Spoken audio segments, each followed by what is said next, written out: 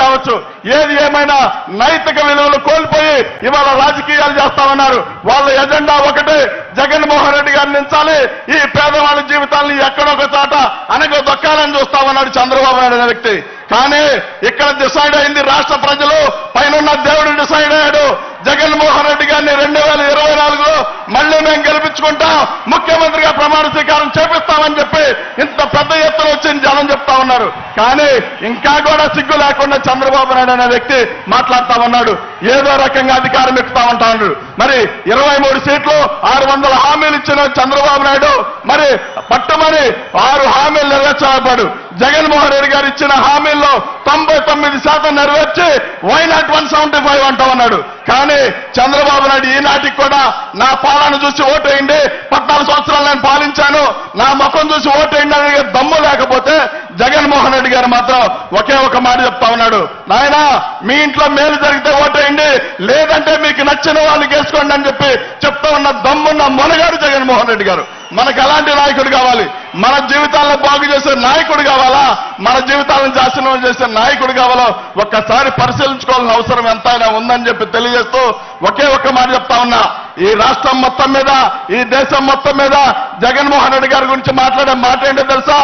ఒకే ఒక్కడుగానే వస్తున్నాడు, ఒక్కడుగానే ఎదుర్కొన్నాడు, ఎన్ని కష్టాలను ఎదుర్కొని ఈ రాష్ట్రానికి ముఖ్యమంత్రిగా అయ్యాడని చెప్తా ఉంటే చంద్రబాబు నాయుడు గురించి ఆ మాటలు చెప్పే పరిస్థితులు ఎక్కడా లేవు. ఏ నాడు చూసినా ఎవడో ఒకరితో పొత్తు కలిపి ముఖ్యమంత్రి పీఠం ఎక్కాడే తప్ప ఏ నాడు కూడా చంద్రబాబు నాయుడు డైరెక్ట్ గా మరి రాజకీయాలు చేసిన సందర్భాలు లేవు. మీరు ఒక్కసారి గమనించండి. ఈ మధ్య కాలంలో వాళ్ళు ఒక మీటింగ్ పెట్టి జగన్మోహన్ రెడ్డి గారు కోట్ల బద్దలు కొడతాం, మేమంతా చూస్తామని మాట్లాడుతా ఉన్నారు.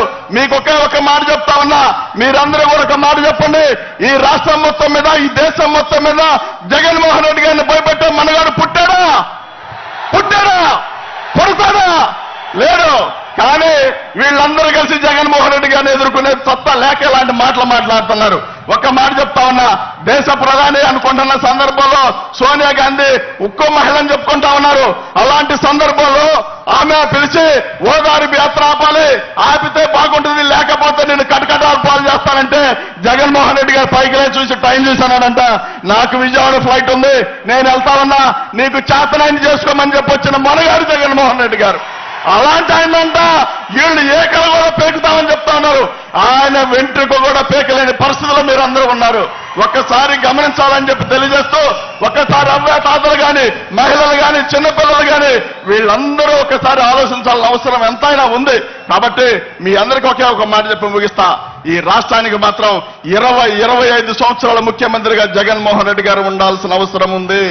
ఎందుకు ఉంది అంటే మీలో ఒకడు, మీలో వ్యవసాయ కూలీ కొడుకు నందిగం సురేష్ అనేవాడు ఇవాళ ఎంపీగా ఉన్నాడంటే ఖచ్చితంగా అది జగన్మోహన్ రెడ్డి గారి గొప్పతనమే తప్ప ఏ నాయకుడు చేయలేనిది జగన్మోహన్ రెడ్డి గారు చేశాడు.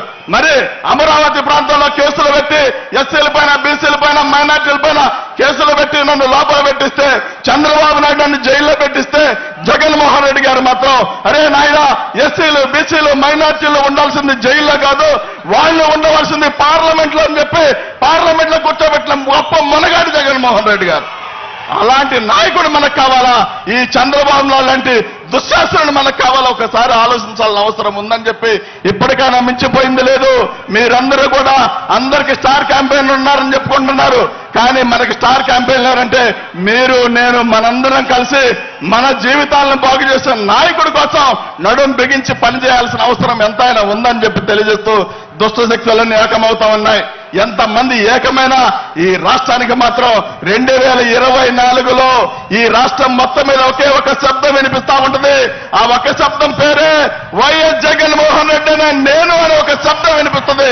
ఖచ్చితంగా అది 20-25 సంవత్సరాల పాలన కొనసాగుద్దని చెప్పి తెలియజేస్తూ, ఈ మంచి అవకాశం కల్పించిన నాకు, అదేవిధంగా మరి మీ అందరికీ ఒక మాట చెప్తా ఉన్నా, నందిగం సురేష్ కి ఏ అవకాశం ఇచ్చినా ఇవ్వకపోయినా జీవితకాలం జగన్మోహన్ రెడ్డి గారి అనుచరుడిగా బతకడానికే సిద్ధంగా ఉన్నాడని చెప్పి తెలియజేస్తూ, ఈ అవకాశం ఇచ్చిన పెద్దలకి, వేదిక మీద ఉన్న పెద్దలందరికీ కూడా మరొకసారి ధన్యవాదాలు తెలుపుతూ సెలవు తీసుకుంటున్నా.